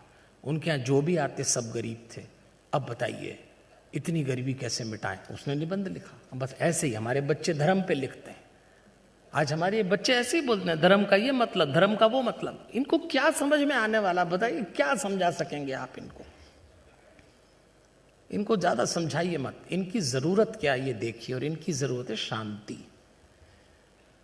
देवियों और सज्जनों, ये आपको देख के मुझे लगता है ये लास्ट बैच है, ये लास्ट। भगवान आपको खूब आयु दे, लेकिन किसी काम की नहीं होगी। अपने ही घर में ज्वालामुखी का ढेर देखोगे बुढ़ापे में, फिर कहोगे भगवान उठा ले उठा ले, और भगवान ऐसा रगड़ने वाला है, मैं बता रहा हूं, आपकी डिमांड पे तो बिल्कुल ही नहीं उठाएगा, बिल्कुल नहीं उठाएगा। आप अपने ही घर में देखना। मैं हमेशा कहता हूं और फिर दोहरा रहा हूं, आने वाले 5 साल में, 5 साल भी ज्यादा बोल रहा हूं मैं, आप 2 राक्षसों से निपट चुके और उसको भुगत रहे हो। एक राक्षस आया था 30 साल पहले, टेलीविजन एक ही था ड्राइंग रूम में, ऐसा पसरा कि कोई बेडरूम नहीं बचा। पर चलो कम वक्त पलंग से 6 फीट दूर। दूसरा आया 6 इंच का तकिए में घुसा और उसकी बुराइयां फैल गई। अब आप कुछ नहीं कर सकते, मोबाइल काम दिखा चुका, आप चाह के भी कुछ नहीं कर सकते। लेकिन आने वाले 5 साल में हमारे घरों में जो आक्रमण होने वाला, उसके लिए ये आयोजन है। बंद मत करना, लगे रहना। आने वाले 5 साल में हमारे घर पे जो सबसे बड़ा आक्रमण होगा, उसको अंग्रेजी में आजकल कहते हैं एआई, आर्टिफिशियल इंटेलिजेंस। एआई का फायदा कमर्शियल लाइफ में बढ़िया होगा, अब तो कॉरपोरेट भी घबराने लगे। लेकिन इसका सबसे बड़ा नुकसान होगा घरों में, फैमिली लाइफ। और भारत तो बचा ही परिवार से। आपके परिवार में जब एआई का आक्रमण होगा ना, आप मुझे याद रखेंगे 5 साल 10 साल बाद के कोई पंडित विजय शंकर मेहता ये कहा करता था कि एआई से बचाइए। 5-10 साल बाद आप ही के घर में आपका पोता, आपकी पोती, आपका बेटा या आपकी बेटी जिस दिन आपसे ये कहेगा कि मुझे शादी करने के लिए कोई लड़की नहीं चाहिए, मुझे शादी करने के लिए कोई लड़का नहीं चाहिए, ये काम तो रोबोटिक कैरेक्टर मेरे लिए कर देगा, उस दिन आपके पैर के नीचे से जमीन खसक जाएगी। एआई का मुकाबला करना हो तो आत्मा पे जीना सिखाना ही पड़ेगा नई पीढ़ी को, और वही कार्यक्रम का मूल है। आपको सिखाना पड़ेगा। अपने घरों में ध्यान, मेडिटेशन, योग अपने बच्चों को इसलिए जोड़िए कि वो आत्मा पे जीना नहीं सीखेंगे तो केवल शरीर पे जीने वाले लोग तो उठा लेंगे एआई, उठा। हम तो अभी ताजे ताजे होके आ रहे हैं जी अमेरिका से। अभी परसों ही उतरा हूं मैं, 17 दिन रहा। मैंने देखा वहां चालू हो चुका है। वहां जो पेरेंट्स हमको बताते हैं, सचमुच हमारी लाइफ ऐसी हो गई है कि अब हमारे बच्चों से हम बात भी नहीं कर सकते। तो मैं उनको आश्वस्त करता हूं, चिंता मत करो, अपने बच्चों को लेकर हमारे यहाँ भी ऐसे होगा। अपने यहाँ भी बिल्कुल वही लाइफ स्टाइल है। तो क्या करेंगे आप? मैं ये नहीं कह रहा, एआई की अच्छाइयों को स्वीकार करिए, बहुत अच्छे अच्छे काम भी होंगे, लेकिन फैमिली लाइफ तो डिस्टर्ब हो जाएगी। इसलिए परिवार में आत्मा पे जीना सिखाइए। और उसका एक आसान तरीका है, हनुमान चालीसा सांस के साथ पढ़ी जाए।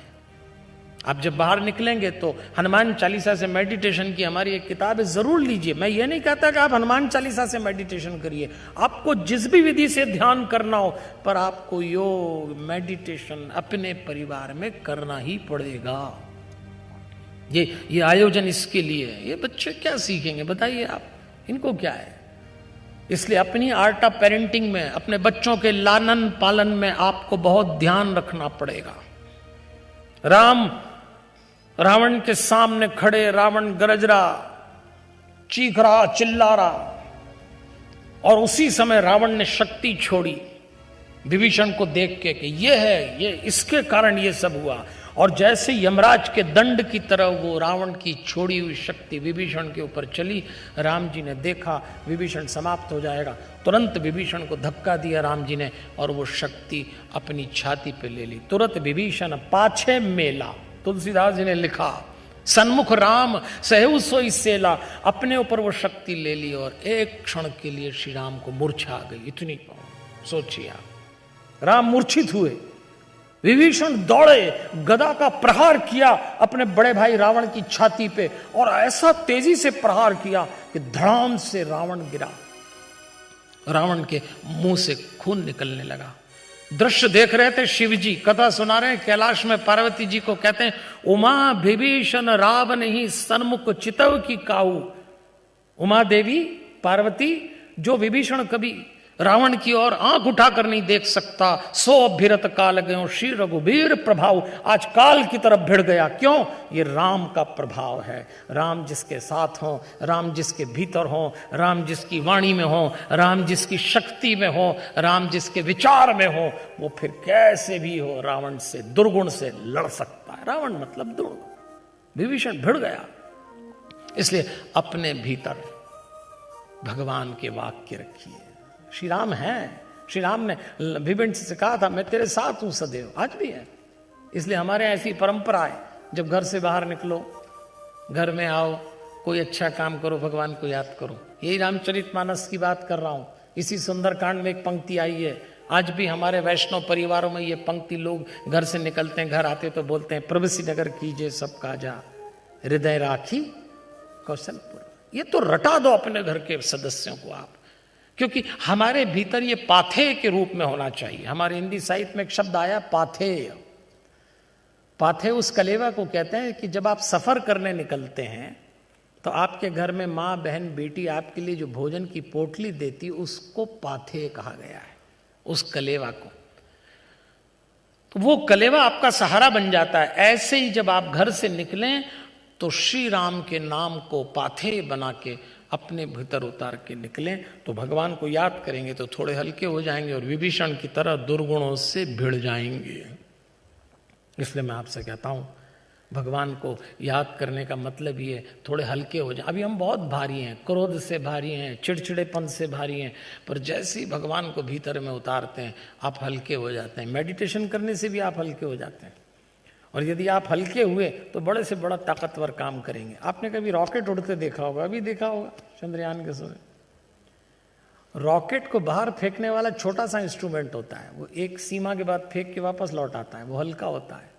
आप तो ट्रेवल करते हैं हवाई जहाज में, तो देखना इतने बड़े हवाई जहाज को छोटी सी वो मोटर पीछे धक्का देती है, उसके बाद उड़ता है। उसको उड़ाने के पीछे की जो ताकत है बहुत छोटी सी है। हल्के हो जाओ। हमारे भीतर भी हल्के होने की ऐसी ताकत है कि अगर आपने उसका यूज कर लिया तो आपका रॉकेट उड़ जाएगा, आपका हवाई जहाज उड़ जाएगा। उसी का नाम ध्यान है, उसी का नाम मेडिटेशन है। हनुमान चालीसा से प्रतिदिन सांस से मेडिटेशन करने का मतलब ही है देवियों और सज्जनों। अब यहां मुझे एक बात बहुत अच्छी लगती है, विभीषण के ऊपर आती हुई शक्ति को श्री राम ने अपने ऊपर ले लिया। ध्यान देना आप, राम जी ने तो ये विचार किया कि मेरी तो शरणागत की नीति है, तो मुझे विभीषण की रक्षा करना ही होगी। लेकिन इस दृश्य में राम माता पिता की तरह हैं और विभीषण संतान की तरह है। और आज भी संतान के ऊपर जब दुर्गुणों का हमला होता है तो वो हमला माता पिता अपने ऊपर लेते हैं। यही लालन पालन की कला है, यही आर्ट ऑफ पेरेंटिंग है। ये जितने बच्चे बड़े हो गए, क्या लगता है हम भी बड़े हुए तो क्या लगता है हम हो गए? नहीं नहीं, इसके पीछे हमारी माँ की दुआ, हमारे पिता का आशीर्वाद, उनका त्याग, उनकी हर सांस में ली दुआ, तब जाके ये जो आज आपके शरीर में सुगंध आ रही है, ये हमारे माता पिता के पसीने से निकली हुई सुगंध है। ये जो आज आपका दिख रहा है रौब, इसके पीछे माता पिता का बड़ा योगदान है। वो ले लेते हैं अपने ऊपर, जैसे राम ने उस यमराज रूपी दंड को अपने ऊपर लिया। दुर्गुणों से, मुसीबतों से माता पिता अपने बच्चों को बचाते हैं। आज बच्चे बहुत चिंतित हैं करियर को लेके और दूसरी बातों को लेके, तब माता पिता उनकी हिम्मत बढ़ाते हैं। यही भ्रम और भय के दौर में किसी के भी जीवन में माता पिता का आशीर्वाद, उनकी राय, अब तो माता पिता से राय भी नहीं ले सकते। लेकिन हम तो कहते हैं कि आप माता पिता बन के लगे ही रहना, कोई चिंता वाली बात मत करना कि बच्चे सुन रहे हैं कि नहीं सुन रहे हैं। बच्चे क्या को सुनेंगे, उनका दिमाग खराब हुआ है जो आपकी बात सुनेंगे, वो तो बिल्कुल नहीं सुनेंगे। लेकिन आप सुनाना बंद मत करना, लगे रहना, पता नहीं कौन सा निशाना कब जाके लग जाए। ये सतत प्रक्रिया है, सतत। ये बिल्कुल ऐसी प्रक्रिया है कि एक व्यक्ति की आंख में पट्टी बांधी और उससे कहा इस पूरे अंधेरे कमरे में बाहर निकलने के लिए एक ही दरवाजा है, अब तू टटोलते रहे। तो टटोलता जाता था, दरवाजा मिलता ही नहीं था, तो घबरा गया। घबराना मत, क्योंकि उस व्यक्ति ने कहा बस, और उसके अगले ही कदम पे दरवाजा था। पर आप भी मत घबराना, पता नहीं कौन सी बात कब बच्चे को लग जाएगी और आप उसकी रक्षा कर लेंगे। निराश मत होइए। कई माता पिता हमारे पास आके बोलते हैं बहुत थक गए बच्चों से। क्यों थक गए बच्चों से भाई? आप हिम्मत मत छोड़िए। राम जी ने जैसे शक्ति अपने ऊपर ली, हमारे यहाँ आर्ट ऑफ पेरेंटिंग, आप जो कला जगत के लोग होंगे वो जानते होंगे, हमारे यहाँ एक होती ड्राइंग और एक होती पेंटिंग। सुना होगा ना आपने, ड्राइंग पेंटिंग। इस पर ध्यान दीजिए, माता पिता का आर्ट ऑफ पेरेंटिंग बिल्कुल ड्राइंग पेंटिंग की तरह होना चाहिए। ड्राइंग में केवल पेंसिल और चित्र का मतलब लकीरों से काम चलता है, उसको ड्राइंग बोलते हैं, उसमें रंग नहीं भरा जाता।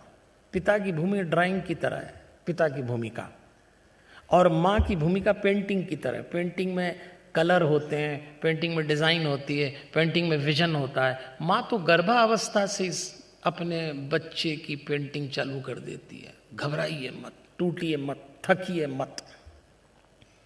राम जी ने अपने ऊपर शक्ति लेके माता पिता को आश्वस्त किया कि ये तुम्हें करना ही पड़ेगा। ये आयोजन देवियों और सज्जनों बार बार मैं याद इसीलिए दिला रहा हूं, इस आयोजन के पीछे आने वाले समय में भारत के परिवार सुरक्षित रहें, ये उसका उद्देश्य है। और परिवार टूटेंगे क्रोध से, एंग्जाइटी से, चिड़चिड़ेपन से, बेचैनी से, इसीलिए टूटेंगे। पहले तो बच्चे माँ बाप की बात सुनते थे, अब नहीं सुनते, तो वो भी गुस्सा होते हैं, ये भी गुस्सा होते हैं, और फिर टक्कर चालू होती। आइए अब जरा अंतिम चरण में चल के देखते हैं। इस चक्र पे युद्ध का 6वां दिन, 6वां चक्र, इस चक्र का देवता कौन है? सदगुरु। सब नीचे से हैं, सारे देवता अलग अलग हैं। इस चक्र के देवता का नाम सदगुरु है। इधर विभीषण और रावण भिड़ रहे, दृश्य बता रहा हूं मैं आपको। राम जी को मूर्छा आई तो विभीषण टक्कर दे रहा है। अब रावण भारी पड़ा तो हनुमान जी ने दूर से देखा कि रावण भारी पड़ रहा है विभीषण पे, तो हनुमान जी दौड़े और हनुमान जी भिड़ गए रावण से। विभीषण मुक्त, अब रावण और हनुमान जी भिड़े हुए हैं। तब हनुमान जी को लगा मैं पूरी ताकत से इसको मार रहा हूं, ये माया करता जा रहा है। बुद्धि बल निशिचर परई न पार्यो। तो तुलसीदास जी ने पंक्ति लिखी, बुद्धि और बल से रावण पे पार नहीं पड़ रहा, तो हनुमान जी को फिक्र हुई। हनुमान जी को लगा मैंने अपनी पूरा बल, अपनी पूरी बुद्धि लगा दी। बुद्धि बल निशिचर परई न पारो, तब मारुत सुत प्रभु संभार्यो। तब हनुमान जी ने श्री राम को याद किया और हमको एक बात सिखाई, आप संघर्ष कभी बंद मत करना, लेकिन एक सीमा के बाद जब आपको लगे मैंने अपनी सारी ताकत झोंक दी, सारी योग्यता लगा दी, इसके बाद भी परिणाम न मिले, तब उन्होंने कहा प्रभु संभार्यो, ईश्वर को याद करना, भरोसा उस पर बनाए रखना। और जब भगवान को याद करते हैं तब फिर कोई ना कोई घटना ऐसी घटती है। तब रावण पराजित होने की मुद्रा में आ गया। तो देवियों और सज्जनों, हमारी अपनी सीमाएं हैं। ये जो कार्यक्रम किया है, इसमें जो हनुमान चालीसा का महापाठ किया, करोड़ों लोग एक साथ करें, क्यों किया है? ये सिर्फ इसीलिए, इस बात को याद दिलाने के लिए कि हनुमान जी ने भी उस दिन जब रावण से बुद्धि और बल से सीमा आ गई, तब हनुमान जी ने भगवान को याद किया। हम भी वर्ष में एक बार आपके शहर में आके ये कार्यक्रम इसीलिए करते हैं कि एक बार यहां से भी लोग जाने कि भगवान हैं, उनको याद करो, थकिए मत।